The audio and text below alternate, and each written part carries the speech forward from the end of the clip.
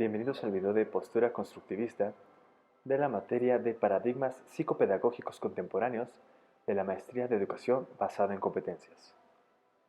Se ha hecho la observación que el origen filosófico de las teorías del constructivismo parten de la teoría del conocimiento de Kant, específicamente de los conceptos que constituyen categorías como tiempo, espacio y causalidad, asignando a la realidad en vez de extirparla de ella.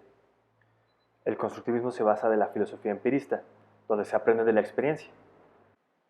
Este aprendizaje se convierte entonces en una construcción, y no solo como una réplica de la realidad.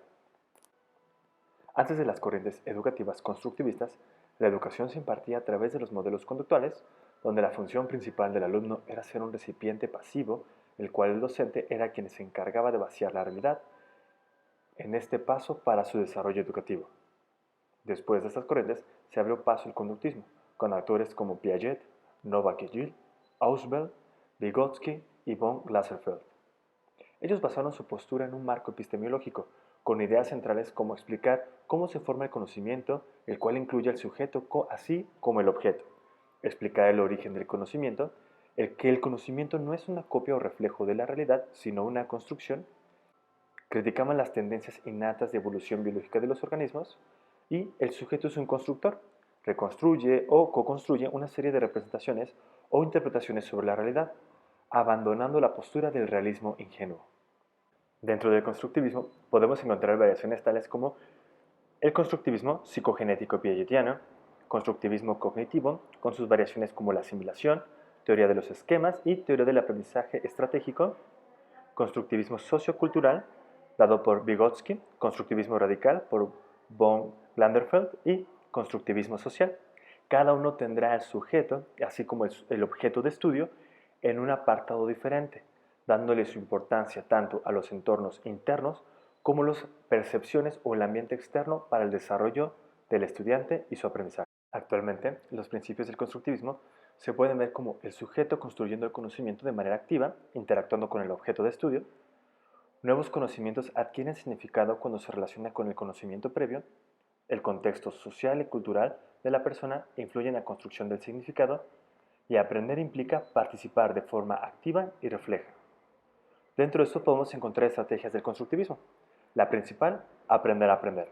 Rogers afirma que el aprendizaje social es el más útil en el mundo, puesto que es un proceso de aprendizaje. Significa adquirir una actitud continua de apertura frente a la experiencia e incorporar a sí mismo el proceso de cambio. El estudiante dentro del constructivismo tiene que ser entonces autónomo, activo, con creatividad y actitud crítica, responsable de su propio proceso de aprendizaje, y tenemos que darle gran importancia a la experiencia previa del alumno. Mientras el docente se convierte en un facilitador de aprendizaje constructivista, siendo guía del proceso de enseñanza-aprendizaje. Tiene que ser dinámico, conocer la individualidad cognitiva de cada estudiante, participar activamente de las actividades propuestas y proponer ideas, defenderlas y vincular sus ideas con la de los demás.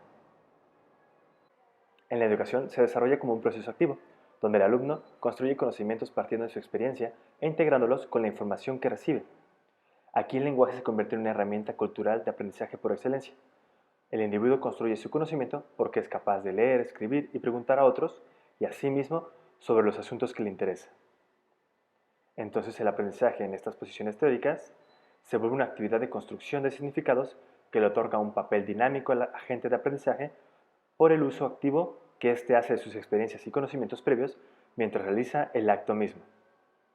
Tras el análisis de todos estos enfoques y la posición del sujeto y el objeto de estudio, podemos observar cómo es que la producción de un aprendizaje constructivo es más exigente que cualquier otro tipo de aprendizaje, como el asociativo, ya que en este existen especificaciones con respecto tanto al sujeto como al objeto de estudio. El objeto de estudio debe tener una estructura interna lógica, un vocabulario que se apropia al aprendiz y no muy novedoso para que el sujeto pueda apropiarse del significado. El aprendiz, por su parte, debe contener conocimientos previos, motivado favorablemente para la comprensión y además estar en un ambiente que propicie el desarrollo del aprendizaje. En conclusión, analizando el paradigma del constructivismo, se puede concluir que el alumno construye su propio conocimiento logrando aprendizaje significativo. Mediante la interacción con la sociedad, tomando en cuenta la experiencia del aprendiz y los conocimientos previos que son pieza clave para ir armando nuevos aprendizajes.